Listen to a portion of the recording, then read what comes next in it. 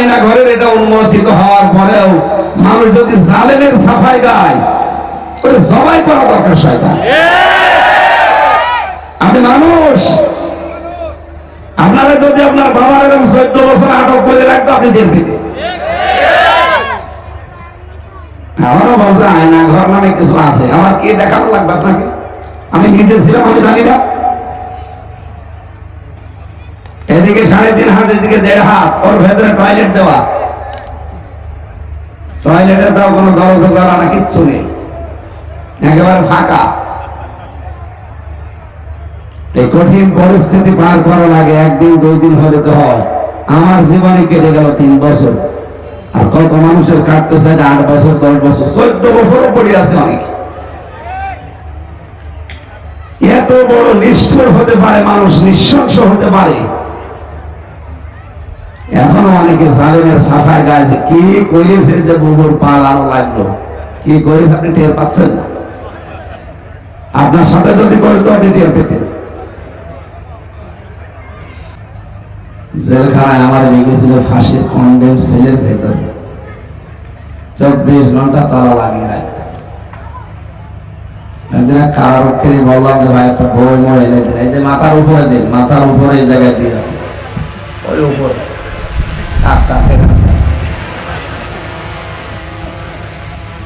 পেছনে চলে গেল, একদম মাথার উপরে দিয়ে রাখেন। কোথায় কন্ট্রোল করছে কে?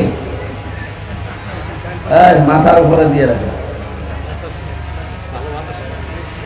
ভালো বাতাস আছে।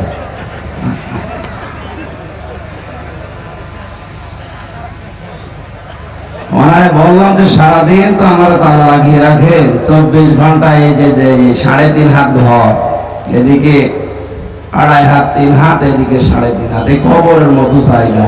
3টা বছর আর কত থাকা যায়? আর একটা বই এনে দিন আমার।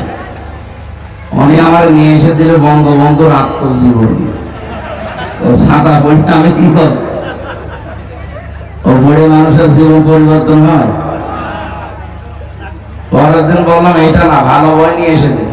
পরের দিন নিয়ে এসে দিল বঙ্গবন্ধুর ছেলেবেলা, কোন পুকুরে ডুব দিয়েছিল, কোন নালায় ডুব দিয়েছিল, কার গাছের আম পেড়ে খেয়েছিল, এই সমস্ত লেখা। পরে আমার জীবন পরিবর্তন হবে? আমার যদি দিত মোহাম্মদ রাসূলুল্লাহর জীবনী, তাহলে জীবন পরিবর্তন হতো। কথা বলেন না কেন? আপনারা বিশ্ব নবীকে জানতে হলে নারী পুরুষ সবাই মিলে আর রাহিকুল মাখতুম এই কিতাবটা পড়বেন, কিনে নেবেন। বহু তথ্য আছে, অথেন্টিক। বিশ্বের ভেতরে পুরস্কার প্রাপ্ত একটা কিতাব, নবীজির সিরাত গ্রন্থ।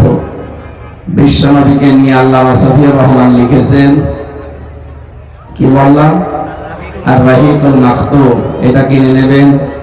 আর একটা আছে নবী রহমত।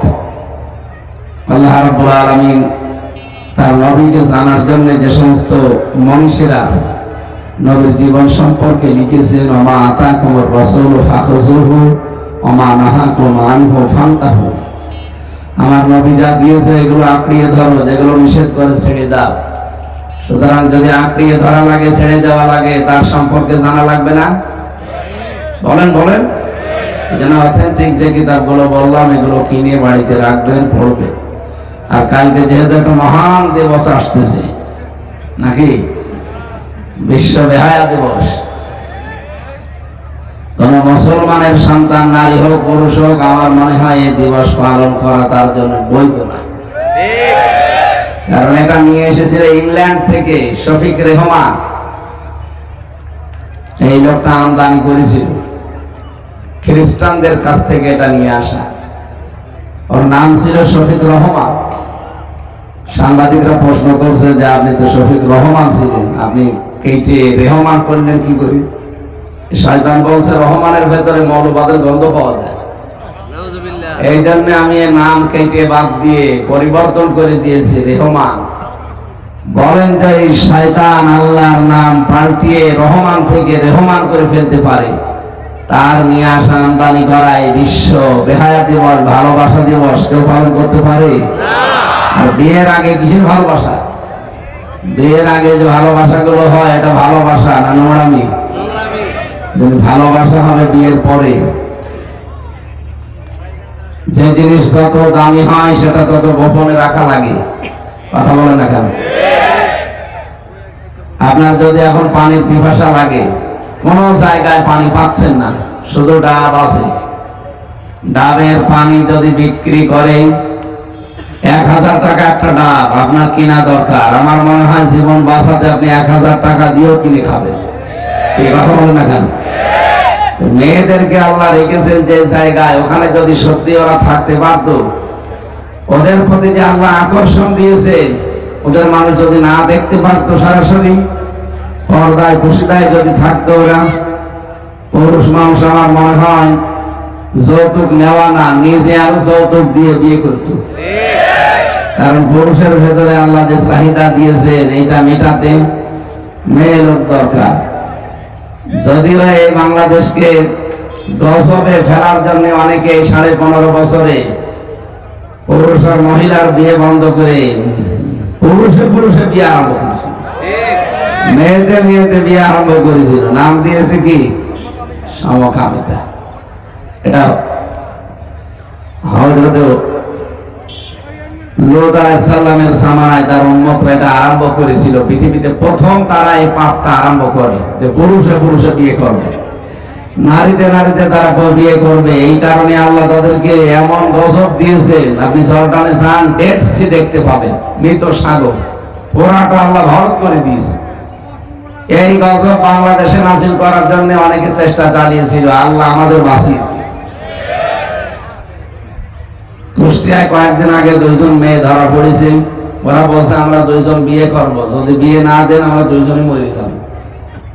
আরে আপা, আপনারা 2 জন যদি বিয়ে করেন তো আমরা কি ঘাস কাটছি? আমরা কি করব?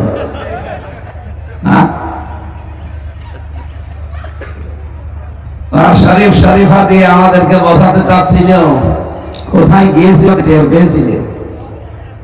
সকালবেলা একজন শরীফ, বিকালে বলছে না আমার শরীফা শরীফা লাগছে। শরীফা লাগছে কি আছে আপনার ভেতরে? শরীফ থেকে শরীফা হতে হলে কতগুলো জিনিস পরিবর্তন করা লাগে আপনি জানেন? এটা বলছে কেন? অন্তত শরীরের ভেতরে কত জিনিস পরিবর্তন করা লাগবে না? কিছুই পরিবর্তন নেই, শরীফ শরীফই আছে, বলছে আমার শরীফা লাগছে। এতটুকু বললে তো আপনি শেষ করবেন না, কয়েকদিন পরে বলবেন আমি যেহেতু শরীফা তাহলে আমরা মহিলা হোস্টেলে সিট দেন, যেখানে আপনার মেয়ে আছে, আপনার বোন আছে, আপনার ফুফু আছে, ওই জায়গায় শয়তান থাকবে। বলেন তো কয়েকদিন পরে বাবা শাহজালাল সব হালাল হয়ে যাবে না? একটা বলছে না কেন? আপনার মেয়ে তখন আপনার বোন, আপনার ফুফু যার সন্তান পেটে নিয়ে ঘুরবে, কারণ মান যতই শরীফা দাবি করুক, আসল কি বলেন? এটা ইহুদি খ্রিস্টানদের চক্রান্ত ছিল সর্বোপরি দাদা বাবুদের। এরা চেষ্টা করেছিল এই কাজটা শিক্ষা ব্যবস্থায় যদি প্রবেশ করানো যায়, বাংলাদেশে আর বাংলাদেশ থাকবে না। আল্লাহ আমাদেরকে বাঁচিয়েছেন, আলহামদুলিল্লাহ। সুতরাং যে আল্লাহ আমাদেরকে বাঁচিয়েছেন, না ঠিক আছে ঠিক আছে, লাগবে না, বসেন। ওই যে সেই কি ওড়ে উপরে ওই লোকটা কই কি করে বেড়ায়, ওরে বললাম যে মাথার উপর 5 মিনিট রেখে দিতে, ওই ড্রোন নিয়ে এসে আমার মাথার উপর 5 মিনিট রেখে দিন, দেখেন ঠান্ডা হয়ে যাবে। হ্যাঁ মা বোনেরা, বললাম ভেতরে আপনাদের ওদের জায়গা করেননি, ওই প্যান্ডেল আছে আপনাদের, ওখানে চলে যান। আমি যে বারবার বললাম সম্মানিত মা এবং বোনেরা, পর্দার আড়ালে, কিসের পর্দার আড়ালে? আপনি তো সামনে চলে আসছেন, পর্দার আড়ালে যান। দাম বাড়াতে হলে আপনাদের পর্দা ছাড়া বিকল্প কিচ্ছু নেই। কলা যদি কেউ ঝুলিয়ে নিয়ে বাজারে বসে, আমার মনে হয় সারা দুনিয়ার মানুষ কিনবে নাকি? এখন দোকানদার যদি বলে আরে ভাই আপনি তো ঝুলিয়ে খাবেন, এই জন্য আমি ঝুলিয়ে নিয়ে এসেছি, আপনার জন্য উপকার হয়, বলে ওই ঝোলা আমার লাগবে না, আপনি আগে খোসা দিয়ে বিক্রি করেন, আমি নিজে ঝুলিয়ে খাবো। আপনাদেরকে আল্লাহ পর্দা খেলা করার জন্য দেয়নি, আপনার সম্মান মর্যাদা বাড়ানোর জন্য দিয়েছেন। আশা করছি এটা ঠিক রাখবেন। যদি সত্যি নিজেকে কন্ট্রোল করে রাখতে পারেন, এই বেহায়া দিবস পালন করা থেকে মুক্ত থাকতে পারেন, পুরুষের ভেতরে আল্লাহ নিজে আপনার প্রতি একটা চাহিদা তৈরি করে দেবে। শেষে 1000 টাকা ডাবের পিস হলেও মানুষ যেমন কিনে খায়, আপনাকে তখন আর যৌতুক দেওয়া লাগবে না, যৌতুক তখন নিয়ে আপনাকে বিয়ে করা লাগবে। দুঃখজনক হল সত্য, 54 বছরের অধিকাংশ সময় বাংলাদেশ শাসন করল 2 জন মহিলা, কিন্তু মেয়েদের কোনো অধিকার তারা আজ পর্যন্ত দেশে দিতে পারেনি। দিয়েছে জাহান্নামের পথ উন্মুক্ত করে। আমরা এটা চাই না। যদিও অনেকে এখন মেয়েদেরকে জুজুর ভয় দেখাচ্ছে যে ইসলাম যদি সামনে দেশে আসে তোমাদেরকে কিন্তু প্যাকেট করে ফেলবে, আর বাড়ি থেকে বের হতে দেবে না, মন মতো চলতে দেবে না। কে বলেছে আপনাদের ইসলাম আসলে মেয়েরা সবচাইতে বেশি অধিকার পাবে? এই কথা বলেন না কেন? ইসলামে পৃথিবীতে মেয়েদের যে সম্মান দিয়েছে পৃথিবীর কোন ধর্ম দিতে পেরেছে না। মা হিসাবে দিয়েছে এমন জায়গায় আল্লাহর পরে স্থান নাই। আল্লাহ রাব্বুকা আল্লা তা'বুদু ইল্লা ইয়াহু ওয়া বিল ওয়ালিদাইনি ইহসানা। আল্লাহ আমার ইবাদতের পরে আমি মা বাবার স্থান দিয়ে দিলাম। পৃথিবীর কারো নাম আল্লাহ দেয়নি। বিজ্ঞান প্রমাণ করছে মায়ের যে কষ্টটা আল্লাহ পাক নিজে তো জানেন। এই পৃথিবীতে আমরা যত পুরুষ মানুষ আছি খুব বেশি হলো 45 ইউনিট কষ্ট সহ্য করতে পারবো, এরপরে দিলে মরে যাব। আর আমার মা আমাকে দুনিয়ার মুখ দেখাতে গিয়ে ডেলিভারির সময় কষ্ট সহ্য করেছে 57 ইউনিট। কত? এত কষ্ট দিলে পুরুষ মানুষ বাঁচে না। একবারে 32টা নাড়ি ছিঁড়ে গেছে, একবারে 360টা হাড়ের জোড়া আছে আমাদের শরীরে। একবারে 30টা হাড় ভেঙে গেলে যেমন কষ্ট হয় এরকম কষ্ট মাকে আল্লাহ দিয়েছে। এখানে মায়ের মর্যাদা বিশাল ইসলামে, আপনারা জানেন না তাই। এরপরে কন্যা হিসাবে অনেক মর্যাদা দিয়েছে, স্ত্রী হিসাবে দিয়েছে, বোন হিসাবে দিয়েছে। এমন কোন জায়গা নেই যেখানে আপনার মর্যাদা নেই। আপনি বোঝেন না তাই এদের ফাঁদে পা দিয়ে আন্দোলন করে। আমাদের সমান অধিকার দিতে হবে। সমান অধিকার দিলে আপনি চলতে পারবেন? এই রাস্তায় আমি এখন হাফ প্যান্ট পরি। হাফ প্যান্ট পরা যদিও আমাদের জন্য জায়েজ না, অন্তত নাভি থেকে হাঁটু পর্যন্ত ঢাকা রাখা লাগবে পুরুষ মানুষের। এটা ফরজ। এটা কি? হ্যাঁ, এদিকে তাকান। একটা পুরুষ মানুষ যদি নাভি থেকে হাঁটু পর্যন্ত ঢেকে না রাখে, যতক্ষণ এর বাইরে কাপড় তুলে রাখবে ততক্ষণ ওর কবিরা গুনাহ হবে। কি কথা বোঝেন? যদি কাপড় না থাকে সেটা আলাদা, কিন্তু কাপড় থাকলে আপনাকে আমল করা লাগবে। একটা মেয়ে লোকে নাভি থেকে হাঁটু পর্যন্ত ঢেকে রাখলে হবে? বলেন বলেন। ওর শুধু হাতের কবজি, মুখমণ্ডল আর পায়ের পাতা বাদ দিয়ে পুরা শরীর ঢেকে রাখা লাগবে। এটা হচ্ছে রুখসাত, ছাড় দেওয়া। আর যদি আসিমাত খাস পর্দা করতে চায়, হাত মোজা, পা মোজা, শুধু চোখ দুইটা দেখা যাবে, তা উপর একটা দোপাট্টা থাকবে। এরকম কঠিন পর্দার বিধান। অথচ আজ হাজারো মেয়েরা কি অবস্থায় বের হয়, তাদেরকে তো মানুষ এমনি আগে থেকে সব কিছু জেনে ফেলে, নিয়ে ফেলে, খেয়ে ফেলে। এই কারণে ওদের প্রতি আকর্ষণটা বিকর্ষণে পরিণত হয়ে যায়, তখন আর ভালো লাগে না। সেদিন একজন বলছিল যে হুজুর, বাইরের মেয়ে লোক দেখলে খুব ভালো লাগে, কিন্তু নিজের বউ দেখলে আর ভালো লাগে না। আগে প্রথম 1-2 বছর ভালোই লাগতো, এখনো সাথে আর ভালো লাগে না। বাইরের যারাই দেখি খুব ভালো লাগে। এর দ্বারা ঔষধ একটা আল্লাহ দিয়েছে। এখানে আমরা যারা পুরুষ মানুষ আছি, 1500 বছর আগে আমাদেরকে আল্লাহ ঔষধ দিয়েছেন এই রোগ থেকে বাঁচার জন্য। নিজের বউ ভালো লাগে না, অন্যের বউ দেখলে কেমন যেন একটু ভালো লাগে, এরকম রোগ দেশে নেই। কাদের কাদের এরকম রোগ আছে হাত তোলেন তো। দাঁড়িয়ে এদিকে আসে। লোকের বউ দেখা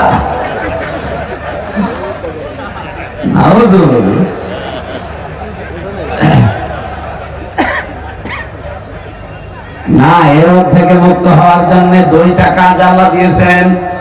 قل للمؤمنين يغضوا من أبصارهم ويحفظوا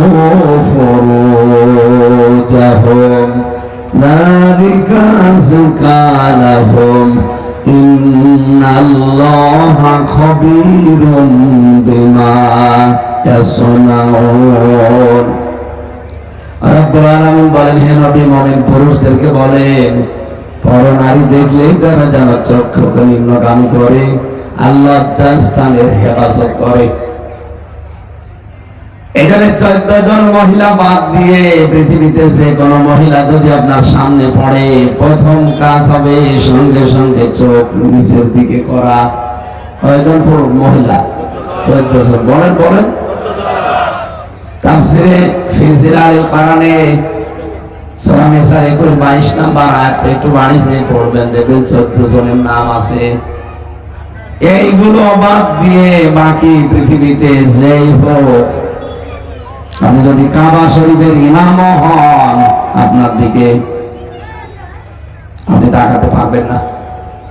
একজন মহিলার জন্য 14 জন পুরুষ বাদ দিয়ে পৃথিবীর কোন পুরুষ যদি সামনে পড়ে, সঙ্গে সঙ্গে চক্ষুকে নিম্নগামী করে ফেলা লাগবে। আপনার সামনে যদি কাবার ইমামও পড়ে, তারপর আপনি দেখতে পারবেন না। একবার তাকানোর পরে তাড়াতাড়ি চোখ নামিয়ে ফেলতে হবে।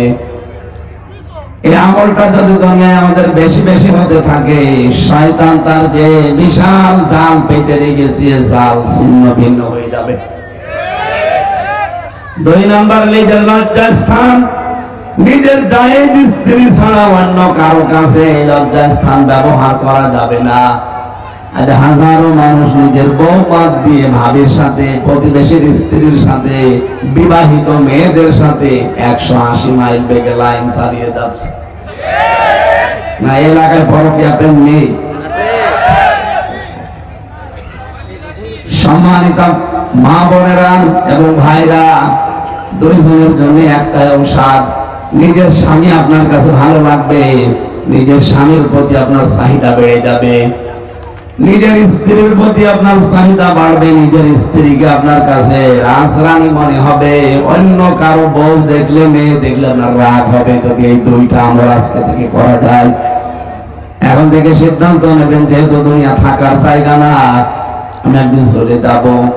এই জন্য দুনিয়াতে আমার গা ভাসি, আমি এবার জাহান্নাম হয়ে যাচ্ছি না। তো এই 14 জন মহিলা বাদ দিয়ে পৃথিবীর যে কেউ আমার সামনে পড়বে, আজকে থেকে, এখন থেকে আমি সহ প্রত্যেকে আমল করব, চোখ নিচের দিকে নামাবো। নামাবেন না ইনশাআল্লাহ? কেন আপনি তাকাবেন বিবাহিত মানুষের মেয়ের দিকে? আপনার ম্যাডামের ভেতরে যা আছে, যার দিকে তাকাচ্ছেন, ওর ভেতরে কি 2টা জিনিস বেশি আছে? একই জিনিস আছে। 2 নম্বরে লজ্জাস্থান। আবার বলছি, নিজের জায়েজ স্ত্রী ছাড়া অন্য জায়গায় যদি ব্যবহার না করেন, আস্তে আস্তে দেখবে নিজের বউর প্রতি আপনার চাহিদা বাড়বে, অন্যদিকে আল্লাহ মন আপনার নষ্ট করে দেবে। মাত্র 15 দিন এইভাবে একটু চলাফেরা করেন, 15 দিন পরে দেখবেন আমার আল্লাহ একটা অনির্বচল সুখ আপনাকে দিয়ে দিয়েছে।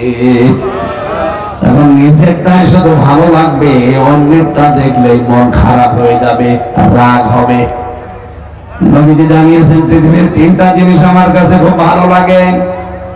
1 নম্বরে আমার নিজের স্ত্রী। এদিকে দেখা। নবীজি বলেন, 1 নম্বরে আমার নিজের স্ত্রী আমার কাছে ভালো লাগে। আমাদের কাছে স্ত্রী ভালো লাগে, তবে নিজেরটা বাদ দিয়ে অন্যেরটা। এই জন্য এখন থেকে আমরা যেহেতু আলোচনা শুনতে এসেছি, কিছু না কিছু নিয়ে যাওয়া লাগবে। পর্দা করা আমাদের দেশে রাষ্ট্রীয় ভাবে এখনো আইন হয়নি, কিন্তু আমরা মুসলিম। হাজারো মেয়ে, হাজারো পুরুষ মানুষ কিন্তু এই পর্দার কারণে জাহান্নামে যাবে। কথা বলে না কেন? আমরা নিজেরা দেখেন, এখন থেকে নিজেকে কন্ট্রোল করবো। হ্যাঁ, শয়তান বিভিন্ন কায়দায় এই জায়গা আমাদেরকে দুর্বল করার চেষ্টা করবে, কিন্তু না, আমি আল্লাহর বিধান মানতে চাই, কষ্ট হলেও আমি পরোয়ারের দিকে তাকাবো না। এই যে মোবাইলে মেয়েরা কোন আওয়াজে কথা বলবে, মোবাইলের ওই আওয়াজ পর্যন্ত আল্লাহ কোরআনে দিয়ে দিয়েছেন। প্রশ্ন আসতে পারে মোবাইল কি ১৫০০ বছর আগে ছিল? ছিল না, কিন্তু সেখানে হিজাব ছিল। আল্লাহ রাব্বুল আলামিন বলেন, ইয়া নিসান নাবিয়্যি লাস্তুন্না কাহাদিন মিনান নিসাই ইন ইত্তাকাইতুন্না ফালা তাখুদুনা বিল কওলি ফায়াতমাআল্লাযী ফী কলবিহি মারাদু ওয়া কুলনা কওলান মা'রুফা। সূরা আহজাবের ৩২ নম্বর আয়াতে আছে, এটা তাফসীরে খাজিনের ভিতরে পাবেন। আল্লাহ পাক বলেন, হে নবী, আপনার স্ত্রীদেরকে কথা বলেন, হে নবীর স্ত্রীরা, তোমরা কিন্তু সাধারণ মেয়ে লোক না, নবীর স্ত্রী। এমনি আমরা তাদেরকে মায়ের সম্মান দিয়ে থাকি, কথা বলে ঠিক কিনা? আল্লাহ পাক বলেন তাদেরকে সম্বোধন করে, হে নবীর স্ত্রীরা। যদি পর পুরুষের সাথে কোন সময় কথা বলার প্রয়োজন হয়, মোবাইলে হোক, ফোনে হোক, ফ্যাক্সে হোক, পর্দার আড়াল থেকে হোক, কথা বলবা ঠিক, সঠিক, মিথ্যা কথা বলা যাবে না। তাহলে এখান থেকে মাসলা বের হলো, কারোর সাথে কথা বলতে মোবাইলে হোক, ফোনে হোক, পর্দার আড়াল থেকে হোক, মিথ্যা বলা। আরো ছেলে বলেন, আপনি কথা মিথ্যা বলতে পারবেন না, সত্য কথা বলা লাগবে, কিন্তু আপনার ভাষা হবে রুক্ষ সূক্ষ্ম। আপনি এমন গরমে কথা বলবেন, ওই পারে যে মোবাইল আছে যেন মনে করে আল্লাহ কি মেয়ে লোক না ইসরাইল। আর আপনি যদি সাতমনের কণ্ঠ দিয়ে বলেন ওয়ালাইকুম আসসালাম, কি বলছেন তোলা ভাই বলেন, ওর মনের ভেতরে যদি সংকীর্ণতা থাকে, গোড় থাকে, ও কিন্তু লাইন লাগাবে। আর শয়তান তো বসে নেই, কথা বলে ঠিক কিনা? একদিন, দুদিন, 5 দিন, 10 দিনে দেখবেন একটা পুরো সংসার জাহান্নামে বানিয়ে ফেলেছে। এখানে মেয়েরা যারা এসেছেন, আমি শুনলাম আমাদের চাইতে 2 ডবল মেয়ে বসে আছে। সম্মানটা মা বোনেরা আশা করছে, শুধু নামাজ পড়া, রোজা রাখা এটা ইবাদত না, পর্দা এটা নামাজের মতো ইবাদত। কথা বলেন না কেন? যেহেতু রাষ্ট্রীয় ভাবে মেয়ে বিধানটা যদি থাকতো, আমি পর্দার কথা বলতাম না। নিজেদের দায়িত্ব নিয়ে পর্দা করবেন, জান্নাতের 8টা দরজা আপনার জন্য খোলা থাকবে। প্রধানমন্ত্রী এই নাপাক যে মহিলাটা পালিয়েছে, এই অবৈধ প্রধানমন্ত্রী পালিয়ে যাওয়ার পরে ষড়যন্ত্র যেগুলো করছে, তার ভেতরে এটা একটা। আমি নাম নিতে ঘৃণা করি এই মানুষের। ভারতের উগ্রপন্থী থেকে হিন্দুরা যেটা রেকর্ড হচ্ছে, গোয়েন্দারা এখানে আশপাশে অনেকে আছে, আপনি পৌঁছিয়ে দেন। এই মহিলা যে বসে নেই, ভারতের সব হিন্দু খারাপ না, উগ্রপন্থী কিছু হিন্দু আছে, এরা আমেরিকার এই জন্য ডোনাল্ড ট্রাম্প এর দলের যারা আছে তাদের সাথে মিশতেছে, টাকা পয়সা খরচ করছে। আর এখান থেকে যে হারামখোর গুলো পালিয়েছে, এদের তো টাকা পয়সার অভাব নেই, কোটি কোটি টাকা পাচার করেছে। এখন সেই টাকাগুলো করবে কি? দেশে এসেও খরচ করতে পারে না, বাইরের দেশে গিয়েও খরচ করবে, ঝামেলা আছে। কয়েকদিন আগে মালয়েশিয়া গিয়েছিলাম, ওখানে শুনলাম সাহেব পাড়া বানিয়েছে, কানাডায় বানিয়েছে বেগম পাড়া, আর এখানে কি সাহেব পাড়া। যে হোটেলে উঠে দেখি 2 শয়তান বসে চা খাচ্ছেন, কি গো এখানে বছর বছর আমরা আগেই পালিয়েছি। কেন ভাই, বেগম পাড়া সাহেব পাড়ায় থাকবেন না, ওখানে থেকে মার খাবো। এদেশে বাংলার জনগণ আছে, পিটিয়ে ভক্ত বানিয়ে ফেলবে। এই জন্য যত টাকা পয়সা অন্তত এই দেশ থেকে পাচার হয়েছে, ওইগুলো এখন ওরা জামায় আদর করে হোটেলে থাকে আর খায়। টাকা পয়সা এখন যেহেতু নিজেরা আর ভালোভাবে দেশে ব্যয় করতে পারছে না, আর এই মেয়র জাহাঙ্গীর গাজীপুরের এই অবৈধ মেয়র, মানুষের অবৈধ জোর করে ভোট নেওয়া, আর আমরা ভোট দিইও নি। এখানে 3 বারে যারা এমপি, মন্ত্রী, যারা উপজেলা চেয়ারম্যান, যারা মেয়র, আমরা এদেরকে মেয়র, উপজেলা চেয়ারম্যান, এমপি, মন্ত্রী স্বীকার করি না, কারণ এগুলো সব অবৈধ। আমরা ভোট দেইনি আপনাকে, আপনি আমার কাছে দাবি করবেন কেন? এটা কারোর কাছে জিজ্ঞাসা করা লাগবে না, আমি নিজেই তো প্রমাণ। আমার এখন 33 বছর বয়স, 92 সালে আমার জন্ম। 18 বছর থেকে যদি আমি ভোট দিতে আরম্ভ করতাম, 3 বার ভোট দিতে পারতাম না? এক কথা বলে না কেন? একবারও পারি না। তার মানে কি এদেশে ভোট হয়েছে? ভোট হওয়ার আগে 154 জন হয়ে যায়, দিনের ভোট হয়ে যায় রাতে, আমার মরা মানুষ নাকি ভোট দিয়ে যায়। এই সংস্কৃতি আগামী থেকে আমরা আর দেখতে চাই না। বিশেষ করে গতকাল আয়না ঘরটা, এর আগে আমি নিজেও ছিলাম 10 দিন, আমি দেখেছি। ছোটটায় ছিলাম, মিনিটায়, বড়টায় যেতে পারিনি। এরা ছোটটায় যে অত্যাচার করে, বড়টায় কি করেছে কালকে আপনারা দেখেছেন। কিছু কিছু জিনিস ওরা তো সব ধ্বংস করে ফেলেছে, তারপরও কিছু আলামত আছে। মানুষ এখন নিষ্ঠুর হতে পারে। এখনো পর্যন্ত আয়না ঘরের এটা উন্মোচিত হওয়ার পরেও মানুষ যদি জালেমের সাফাই গায়, ওরে জবাই করা দরকার। শয়তান, আমি মানুষ। আপনারা যদি আপনার বাবা এরকম 14 বছর আটক করে রাখতো, আপনি টের পেতেন। আমারও বলছে আয়না ঘর নামে কিছু আছে, আমার কে দেখানো লাগবে আপনাকে? আমি নিজে ছিলাম, আমি জানি না। এদিকে 3.5 হাত, এদিকে 1.5 হাত, ওর ভেতরে টয়লেট দেওয়া। টয়লেটের দাও কোনো দরজা জ্বালা না, কিচ্ছু নেই, একেবারে ফাঁকা। এই কঠিন পরিস্থিতি পার করা লাগে, 1 দিন 2 দিন হলে তো হয়। আমার জীবনে কেটে গেল 3 বছর, আর কত মানুষের কাটতে চাই 8 বছর 10 বছর 14 বছরও পড়ে আছে অনেক।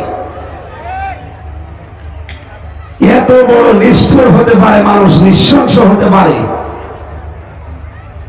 এখনো অনেকে জালেমের সাফায় গাইছে। কি করেছে যে বুবুর পাল আরো লাগলো, কি করেছে আপনি টের পাচ্ছেন না?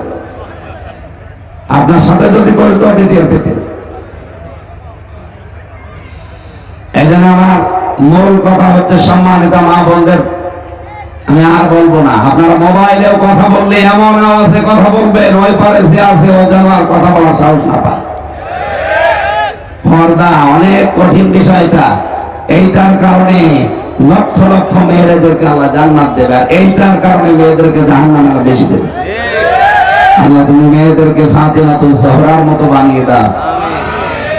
হযরতে ফাতেমাতুজ জোহরাকে আল্লাহ জান্নাত দেওয়ার কারণই হচ্ছে তিনি পর্দাশীলা। একজন মহিলাকে আল্লাহ জান্নাতে নিজে ঘর বানিয়ে সুসংবাদ পাঠিয়েছে, তার নাম খাদিজা। অথচ খাদিজা রাদিয়াল্লাহু তাআলা আনহার পুরা জীবনে আমি পড়েছি, জীবনে তিনি 1 ওয়াক্ত নামাজ পড়েননি, একটা রোজা রাখেননি, জীবনে একটা বার হজ করেননি, একটা টাকাও যাকাত দেননি। এরপরও আল্লাহ নিজে জান্নাতে ঘর বানিয়ে হযরতে খাদিজার জন্য পাঠিয়েছেন। একটাই মাত্র কারণ, হযরতে খাদিজা রাদিয়াল্লাহু তাআলা আনহা তিনি তার স্বামীর পেছনে সময় ব্যয় করেছিলেন।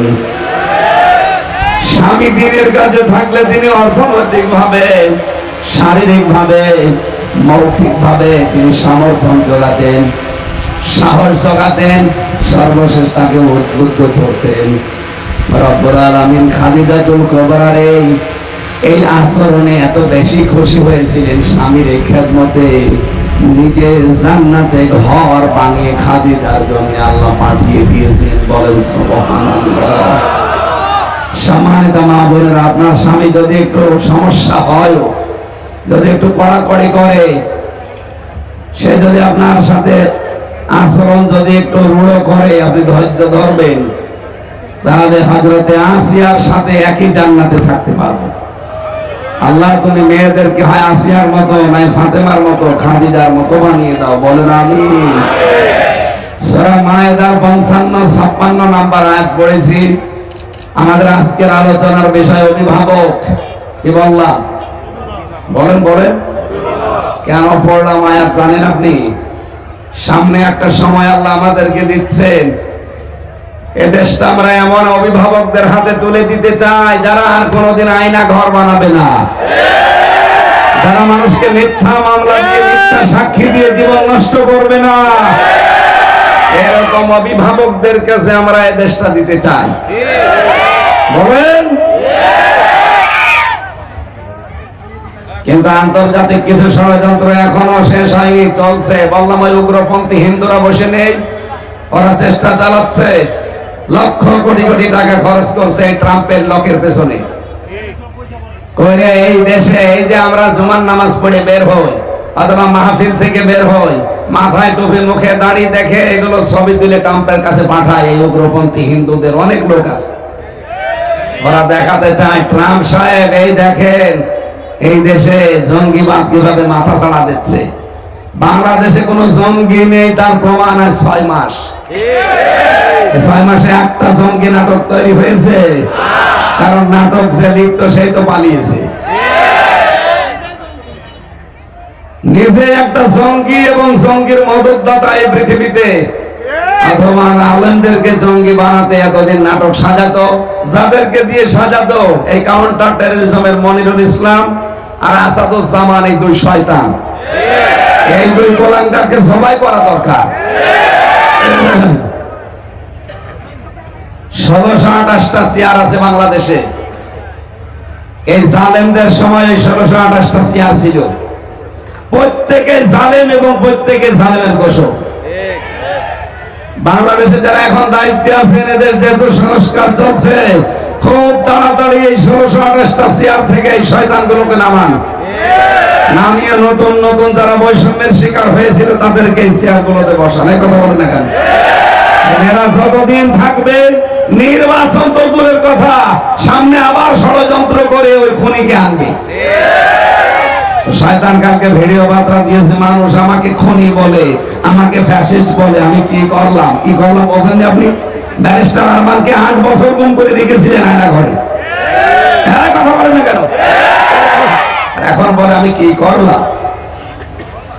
গত পরশুদিন ভিডিও বার্তা দিয়েছে যে আমার একাই দোষ, আমার বোন রেহেনাও তো কত কিছু করেছে, তারে তো কেউ কিছু বলে না।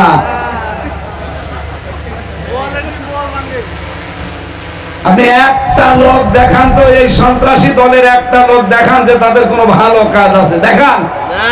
খালি টাকা পাচার করা শোনায়। ভাই পদ্মা সেতু করেছে, এলাকার মানুষ পাগল হয়ে গেছে। আরে পদ্মা সেতু করতে যে টাকা খরচ হয়েছে, এরকম 4টা পদ্মা সেতু বানানো যায়। যত টাকা পাচার হয়েছে 15.5 বছরে, এরকম 36টা পদ্মা সেতু বানানো যেত। সবগুলো পাচার করে করে আর যাওয়ার সময় 14টা ব্রিফকেস নিয়ে গেছে। ওগুলো তো সব মাটি ভরাট করা ছিল। বলেন, মুরব্বি বুঝে ফেলিস।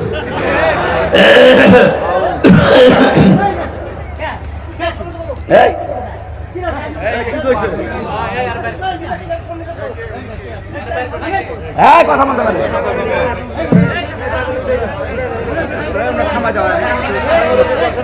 আমার ভাইরা চুপ করেন, বসেন। আমার কথা বলে একটা কথা বলবেন কেন?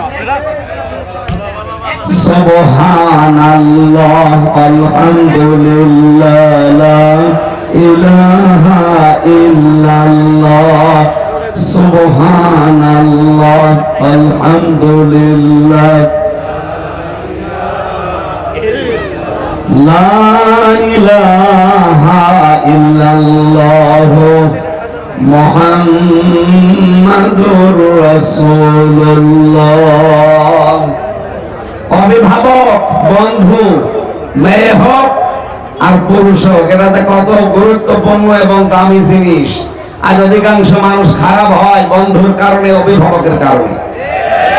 আল্লাহ রাব্বুল আলামিন এর অভিভাবক বন্ধু এ দিয়ে আয়াত নাযিল করলেন, ইন্নামা ওয়ালিয়ুকুমুল্লাহু ওয়া রাসূলুহু, একমাত্র তোমাদের বন্ধু হবে আমার আল্লাহ এবং তার রাসূল, ওয়াল্লাযীনা আমানু, এবং দুনিয়া যারা ঈমানদার তারা। এই পৃথিবীতে এই 3টা বন্ধু ছাড়া, অভিভাবক ছাড়া আপনি কাউকে বন্ধু অভিভাবক হিসাবে মেনে নিতে পারেন না। এই ঘোষণা কার? 1 নাম্বার অভিভাবককে, 2 নাম্বার বন্ধুকে রাসূলুল্লাহ, 3 নাম্বার নারী হোক পুরুষ হোক এদের বন্ধু হবে ঈমানদার। ঈমানদার কারা? আল্লাহ এর পরবর্তীতে 3টা গুণ দিয়েছেন। এই তিনটা গুণে গুণান্বিত মানুষগুলো দুনিয়ায় ইমানদার যারা, এরা আমাদের বন্ধু হবে। আল্লাযীনা ইউকিমুনাস সালাতা ওয়া ইউতুনাজ যাকাতা ওয়া হুম রাকিউন। এক নম্বরে যে ইমানদারেরা দুনিয়াতে নামাজ কায়েম করে, নামাজ পড়ে না, নামাজ কায়েম করে। মুন্সিগঞ্জবাসী, বাংলাদেশে কি নামাজ কায়েম আছে না পড়া আছে? পড়া। এই আয়াতের ভেতরে পড়ার কথা আছে না? নামাজ কায়েম করবে যারা, নামাজ কায়েম করতে হলে রাষ্ট্রীয় ক্ষমতা লাগে। এই কথা বলে না কেন? সূরা হজের 41 নম্বর আয়াতে আল্লাহ জানিয়েছেন, আল্লাযীনা ইম্মাক্কান্নাহুম ফিল আরদি আকামুস সালাহ। আমি যদি ইমানদারকে রাষ্ট্রীয় ক্ষমতা দান করি, তার প্রথম কাজই হবে যে নামাজ কায়েম করে দেবে। তার মানে এই কায়েম করার কাজটা মানুষের না, এটা রাষ্ট্রের। আমরা নামাজ পড়তে পারি, এই জন্য ফাসাল্লি লিরাব্বিকা, আপনার রবের নামে নামাজ পড়েন। আপনি যদি নামাজ পড়তে পারেন রবের নামে, ওয়ানহার, আর জীবনে ত্যাগ করতে পারেন, কোরবানি দিতে পারেন, আপনার সময়ের কোরবানি, সম্পদের কোরবানি, জীবনের কোরবানি, আপনার যত কিছু আল্লাহ দিয়েছেন এগুলোর কোরবানি যদি ঠিকঠাক মতো আদায় হয়, তাহলে আপনি কাউসার পাবেন কিয়ামতে। কি পাবেন? কিন্তু নামাজ কায়েমের কথা আল্লাহ আয়াতগুলোতে দিলেন। আল্লাহকে যদি কেউ সত্যি আমরা অভিভাবক হিসাবে পেতে চাই, রাসূলুল্লাহকে কেউ যদি অভিভাবক হিসাবে পেতে চাই, আর এই বাংলাদেশে আমরা যদি কাউকে অভিভাবক হিসাবে দায়িত্ব দিতে চাই, এই তিনটা গুণ তার ভেতরে থাকা লাগবে। যারা নামাজ কায়েমের আন্দোলন করে, বাংলাদেশে হাজারো মুসলমান নামাজ পড়ে কিন্তু নামাজ কায়েমের কোনো চিন্তা নেই। এখন বলে না কেন? যেহেতু নামাজ কায়েম করতে হলে রাষ্ট্রীয় ক্ষমতা লাগে, আর এই জায়গায় যাওয়ার কথা বললে বলে এটা রাজনীতি। কথা বলে না কেন? কত মানুষ আলেমদেরকে বলছে এরা রাজনীতি করে, বলছে না? শুধু এতটুকুই বলছে না, এমনকি আলেমদেরকে তারা ধর্ম ব্যবসায় পর্যন্ত বলছে। আমরা কি ধর্মের ব্যবসা করব? ধর্ম ব্যবসা তো করে তারা যারা বছরে একবার টুপি মাথায় দেয়। আমরা তো ধর্মের ব্যবসা না, আমরা ধর্মটা সারা জীবন মেনে চলি। কথা বলে ঠিক কিনা? সত্যি সত্যি যদি আপনি এই দুনিয়াতে কাউকে অভিভাবক হিসাবে দায়িত্ব দিতে চান, সামনে যেহেতু দায়িত্ব দেওয়ার সময় আসতেছে, কথা বলে না কেন? এমন মানুষকে দায়িত্ব দেওয়া লাগবে যারা নামাজ কায়েমের আন্দোলন করে, যারা প্রতিদিন এভাবে লিখে রাখা লাগে যে আমি নামাজ পড়ি, তাও জামাতে পড়ি না, একা একা পড়ি। এটা লিখে রাখা লাগে না? আপনি আন্দাজে বললে হবে না। এদেশে তো কত দল কাজ করছে, কোন দলের কর্মসূচি আছে দেখান যে লিখে রাখা লাগে। আমি নামাজে এমনি পড়লাম না, জামাতে পড়লাম, ওটা আবার লিখে দেখানো লাগবে। কি বেশি বলছি? এই ট্রেনিংটা আপনি কোথায় পাবেন? সেখানে আপনি দেখবেন যে নামাজ যারা কায়েমের জন্য চেষ্টা চালায়, শুধু নিজে পড়ে না, নিজের বউ ছেলে মেয়ে পড়ে না, ওরা চেষ্টা চালায় পরিবার, সমাজ এবং রাষ্ট্রে যেন নামাজ কায়েম হয়ে যায়। এটাকে যারা রাজনীতি মনে করে মুখ ফিরিয়ে চলে যাচ্ছেন, আপনার ঈমান থাকবে না। দুই নম্বরে যারা যাকাত ভিত্তিক অর্থনীতি কায়েম করতে চায়, যাকাত কি? অনেকে আমরা মনে করে বছরে একবার সোনা আর রূপার যাকাত দিয়ে দিলাম, হয়ে গেল না। কে বলেছে? লিকুল্লি শাইইন যাকাতুন ওয়া যাকাতুন জাসাদুস সাওম।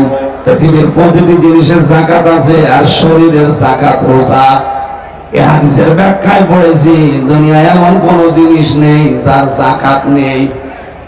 এই যে আমি কথা বলছি, কথারও যাকাত আছে। আমি যে এলেম অর্জন করেছি, এলেমেরও যাকাত আছে। আমি দুনিয়াতে যা করছি, আমার ক্ষমতারও যাকাত আছে। ওসি সাহেবের ক্ষমতার যাকাত কি জানেন? এই যে ওসি যিনি আছেন এই শ্রীনগর থানায়, একটা লোককে কনস্টেবল ধরে পিটাচ্ছে। ওসি সাহেব যদি বলে, ওই বেটা কি করিস, ওসির যে পাওয়ার, যে সম্মান, যে চেয়ার, এটা দেখেই দেখা যাচ্ছে কনস্টেবল লোকটাকে ছেড়ে দিতে বাধ্য হবে। এটা তার যাকাত, এটা ক্ষমতার যাকাত। আমার কথার অর্থ বোঝেন আপনি? এজন্য পৃথিবীর প্রতিটি জিনিসের যাকাত আমরা যেন আদায় করতে পারি। আজ বাংলাদেশে ইসলামী ব্যাংকে মোশারাকা, মুদারাবা, মুরাবাহা, বায়ে সালাম, বায়ে ইস্তেসনা, বায়ে মুআজ্জাল, বায়ে ওয়াহিদা, এরকম 28টা নিয়ম দিয়ে তারা ব্যাংক চালাচ্ছে। বাংলাদেশের প্রতিটি ব্যাংক যদি এই নিয়ম নীতিগুলো ইসলামী অর্থনীতি মেনে চলতো, এই দেশে সুদ বলতে আর কিছু থাকতো না। এটা হওয়ার জন্য রাষ্ট্রীয় ক্ষমতা লাগবে, তাছাড়া জীবনও সম্ভব না। বাংলাদেশে আমরা চাই সোনালী ব্যাংক, রূপালী ব্যাংক, অগ্রণী ব্যাংক, চৈতালি ব্যাংক। চৈতালি আছে? হবে, এটা হবে। যত ব্যাংক আছে সব ব্যাংক চলবে ইসলামের এই অর্থনীতির অনুসারে। আরে ভাই, আপনি সুদের বিষয় বলছেন, কত মারাত্মক জিনিস এটা। কেউ যদি 1 টাকা পরিমাণে সুদ খায়, সে যেন মায়ের সাথে 33 বার জিনা করে। এই মুন্সিগঞ্জ এলাকায় আছে কিনা আমি জানি না, কত মানুষ দেখবেন টাকা ছেড়ে রাখে, 1000 টাকা ছেড়ে রাখে, মাসে মাসে 200 টাকা করে বেশি পায়। এটার নাম কি? আরো জোরে। এটা কিন্তু মায়ের সাথে জিনা করার গুনাহ হচ্ছে। শ্রীনগরবাসী বিবেক দিয়ে বলেন, আপনি মায়ের সাথে জিনা করে এসে নামাজে দাঁড়ালে হবে? বলেন, এই মুহূর্তে আসল টাকা বাদ দিয়ে সুদের এই লাভের টাকা ছেড়ে দেওয়া লাগবে। কারা কারা ছেড়ে দেবেন হাত তোলেন তো। এই এলাকায় তো সুদ একেবারে ঘরে ঘরে। তার মানে আপনাদের এলাকায় 180 মাইল বেগে চলছে।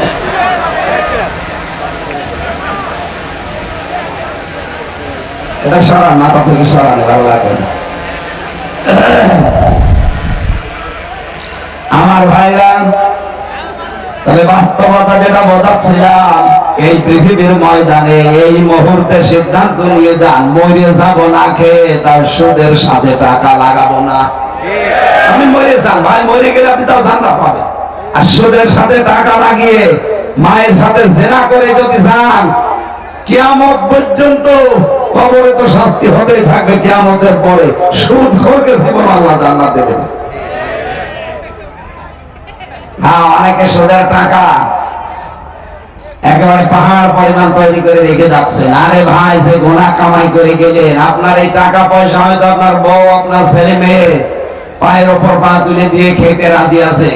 এই অবৈধ ইনকাম তারা খেতে রাজি আছে, কিন্তু পাপের বোঝা নিতে রাজি নেই।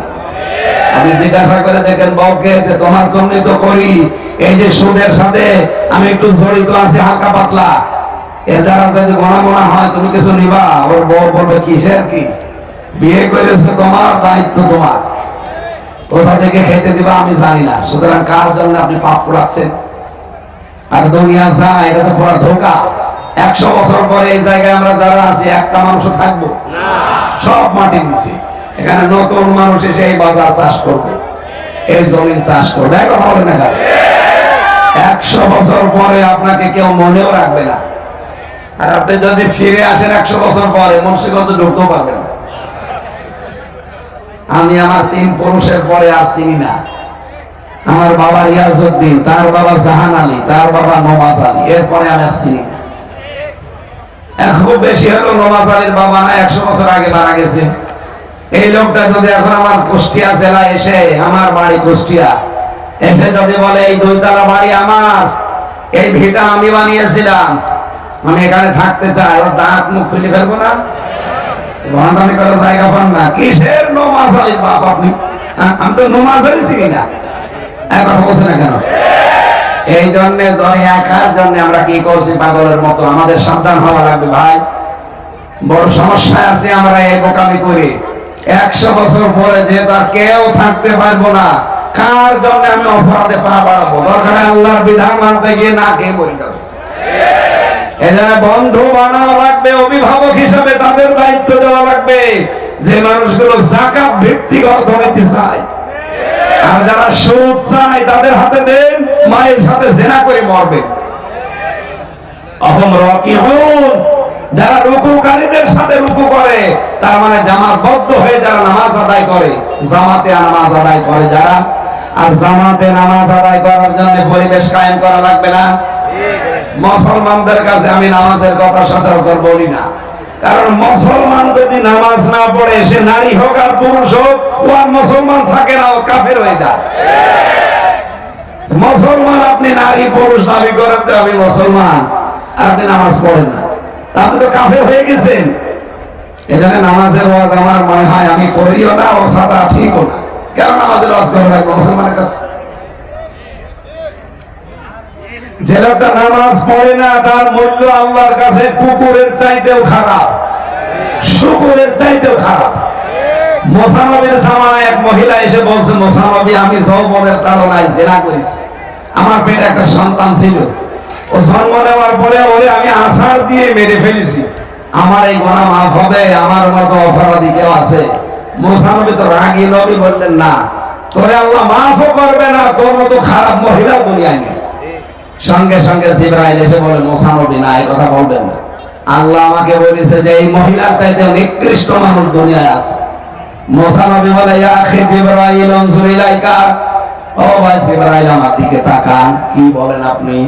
এই মহিলার চাইতে খারাপ মানুষ দুনিয়ায় আবার কে? হযরত জিবরাইল বলে, এই কথাটা বলতে আল্লাহ আমাকে পাঠিয়েছেন।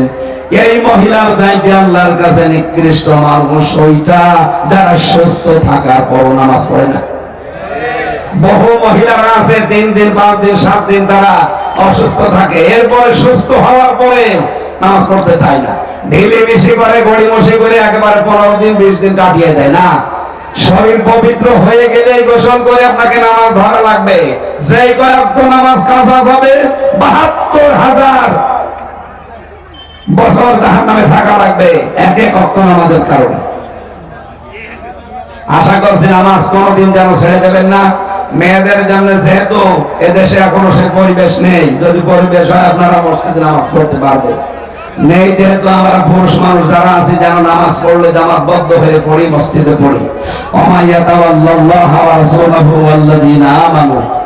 যারা আল্লাহ রাসূল এবং ঈমানদারদের এই 3 জনকে অভিভাবক বন্ধু হিসাবে মেনে নেবে, এরা আল্লাহর সেনাবাহিনী, ফাইন্না হিজবাল্লাহি হুমুল গালিবুন, আর আল্লাহর দল হবে এই পৃথিবীতে গালিব। সুতরাং সামনে ইসলামের দিন আসতেছে, আন্তর্জাতিক ষড়যন্ত্রগুলো যদি আমরা মোকাবেলা করতে পারি, আলহামদুলিল্লাহ সামনে কোরআন দিয়ে দেশ চলবে ইনশাআল্লাহ। আল্লাহুম্মা আমিন। লা ইলাহা ইল্লা আনতা সুবহানাকা ইন্নী কুনতু মিনাজ জালিমিন। আল্লাহুম্মা গফিরলি ওয়ারহামনি ওয়াহদিনি ওয়াফিনি ওয়ারযুকনি ইয়া রাব্বাল আলামিন। আইলা সৌদি প্রবাসী তোমার বান্দা যুবক মানুষ শহীদ ইসলাম কোরআনের মাহফিলের আয়োজন করেছে, তার টাকা পয়সা অর্থনীতিতে বরকত দান করো। এলাকায় যত মানুষ কবরে শুয়ে আছে, কবরবাসীদেরকে মাফ করে দাও। সাহেব ভাইয়ের মা বাবাকে ক্ষমা করো, তার স্ত্রী পুত্র যেগুলো সন্তান আদি দিয়েছে সহি সালামতে রাখো। জানেমরা 3টা বছর আমার শরীরের উপরে এমন কোন টর্চার নেই যা করে নাই, শরীরটা আমার ধ্বংস করে দিয়েছে। আল্লাহ তাআলা আমার শরীরকে আগের অবস্থায় ফিরিয়ে দাও, আমার কণ্ঠটা মেহেরবানি করে তুমি ভিক্ষা দাও। মা বোন যারা এসেছে অনেকে অসুস্থ, তাদেরকে শিফা দাও। আমি ভালো না, আল্লাহ স্বামীকে হযরতে আলীর মতো বানিয়ে দাও। সম্মানিত মা বোনদেরকে পারিবারিক জীবনে শান্তি দান করো। আল্লাহ তাআলা আমার মা বাবা, আমার স্ত্রী, সন্তান আদি তুমি যা দিয়েছো, আমার 3টা কন্যাকে তুমি ফাতিমা তো জোহরার মতো বানিয়ে দাও। আমি সহ যারা অসুস্থ আছে আমাদের সবাইকে তুমি শিফা দাও। বন্ধু অভিভাবক হিসাবে, দায়িত্বশীল হিসাবে কাদেরকে গ্রহণ করা লাগবে তুমি জানিয়ে দিলে। আল্লাহ তাআলা তোমাকে, তোমার রাসূলকে আর ঈমানদার যাদের এই 3টা গুণ আছে তাদেরকে অভিভাবক হিসাবে আমাদের সামনে এনে দাও। আগামীর দেশটা কোরআনের হাতে তুলে দাও। রব্বুল আলামিন জীবনে কিচ্ছু চাই না, চর্ম চোখে দেখতে চাই তোমার কোরআন দিয়ে দেশ চলছে। বারাকাল্লাহু লানা ওয়া লাকুম ফিল কোরআনিল আযীম। মরণ আসলেই যেন পড়তে পারি লা ইলাহা ইল্লাল্লাহু মুহাম্মাদুর রাসূলুল্লাহ।